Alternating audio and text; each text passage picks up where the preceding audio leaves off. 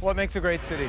You start with a good skyline, some beautiful parks, spectacular harbor, add one of the world's great architectural icons, and you've got Sydney, Australia.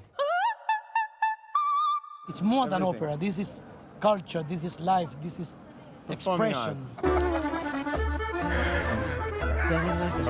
Anne, tell me where we are. Well, you are in the spectacular northern foyer of the Sydney Opera House. We do everything here. We do circus, we do comedy, we do over 2,000 performances and events.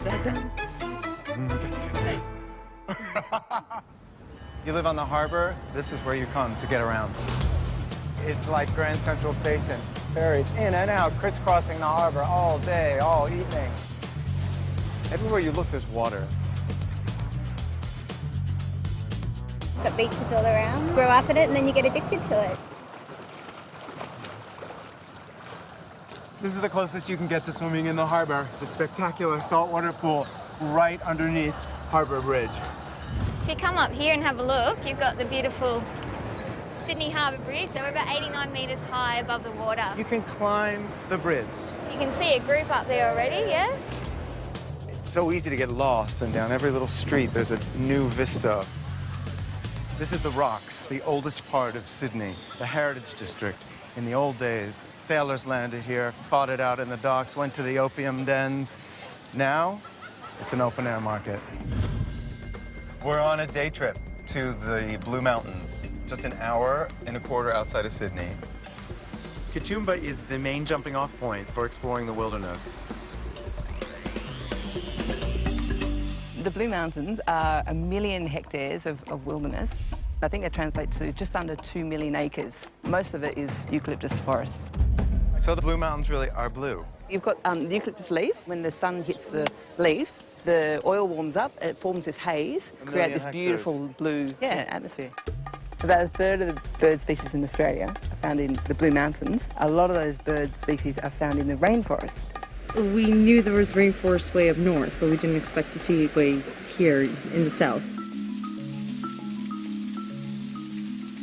It's so prehistoric looking. Half expected dinosaur to come walking around the corner. It's easy to hike down and take the railway up. The world's steepest railway. Oh, hold on, everybody. Oh my God, this is so steep. I was not expecting that. It's hard to believe this vast wilderness is just over an hour from Australia's biggest city.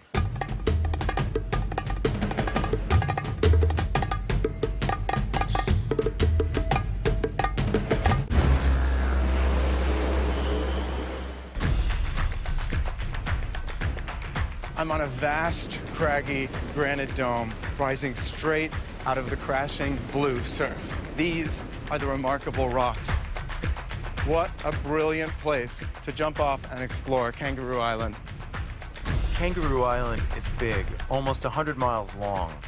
It's an unspoiled haven for wildlife, and of course, kangaroos. As soon as we arrive, we spot a prehistoric animal. An echidna. Spiky quills protecting its head and body from predators as it burrows deep into the leaves. I don't want to stress him out. We're going to get back on the road and leave him be. For a walk in the wild, my guide is Craig Wickham, Mr. Kangaroo Island. Thank you. Keen to see some wildlife? Yes, all right. Let's go. We're officially off the beaten track. Have a look under the tree, straight ahead. Wild. Do you see how massive he is across here? It's like a gorilla. He's huge. These are Kangaroo Island kangaroos. They're related to the Western Greys, but compared to the mainland ones, they're much stockier, they're darker brown, bit heavier coat. This time of day, they're starting to come out of the bush onto the pasture to feed. Oh. So he'll hop along, and if he meets another male, the other male will drop his head down, which means, yes, OK, you're the boss. And if he doesn't, then they start fighting. He's down. Just have a look up that way. Oh, yeah. Oh. They sleep 19 hours a day and then spend a lot of the rest of the time awake but still resting. All they feed on is eucalyptus leaves. Really, really pungent, isn't it? That'll clear your sinuses. With the number of koalas we've seen in the last 10 minutes, it could easily be called Koala Island. Wildlife is everywhere, from the bush to the beach. These are Australian sea lions. They lie on the beach and sleep all day. And against this backdrop of this brilliant blue sea that roars behind them, you have an entirely different perspective on Kangaroo Island. It's pure out here. They have not allowed other animals or vegetation to be here. They've left it the way it should be. They're very quiet, unlike California sea lions, and they really take no notice of us being here. Everywhere you look, you spot wildlife. I've never seen a place like it.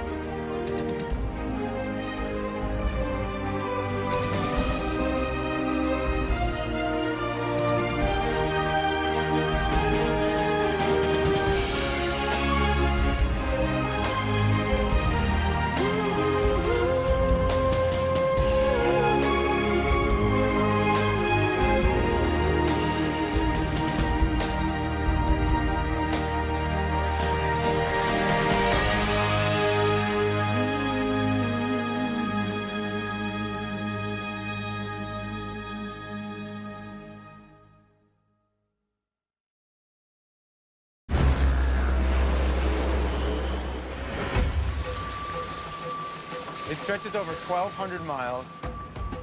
It's composed entirely of living organisms. It's the most extensive reef system in the entire world, the Great Barrier Reef. I'm exploring a series of islands near the reef, which form a national park called the Whitsundays. We're passing Hamilton Island. That's where we're staying the night.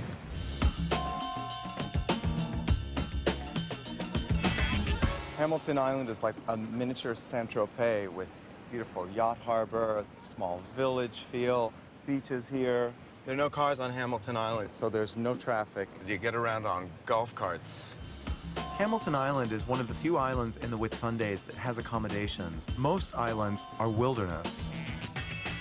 One of the 74 islands of the Whitsundays, the biggest of which is the namesake Whitsunday, which is where we're headed now to find Whitehaven Beach. All these islands, and they're just wild. That must be Whitehaven Beach over there. Look at that sand. possibly the most beautiful beach that I've ever seen in my life. And there's hardly anybody here. If this were the States, this beach would be packed. Underneath us is the largest reef system in the world, and we haven't even seen that part of it. Other than sailing, how else can you explore the Whitsundays? You can go by helicopter. They'll pick you up off Whitehaven Beach, take you out to the reef, onto the pontoon out there, and they'll drop you back onto the beach. If the best way to explore the Whitsundays is to be lifted off by a helicopter, we're gonna do it.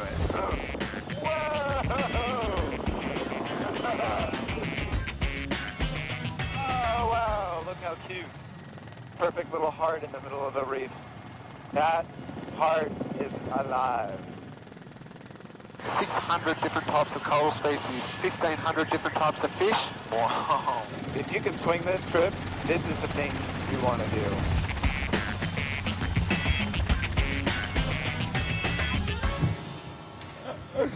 Now 50 miles offshore, we're heading to the dive station so I can finally get underwater.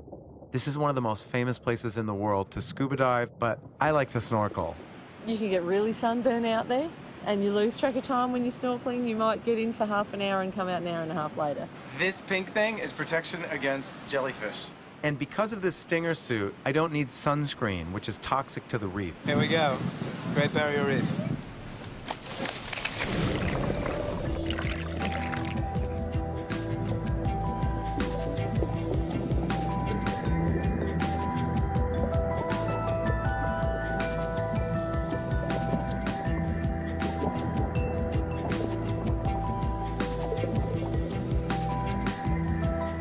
Saw fish this big.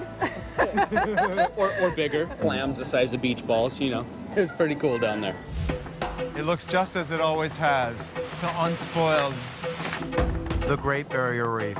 Now I know why it's one of the great wonders of the world.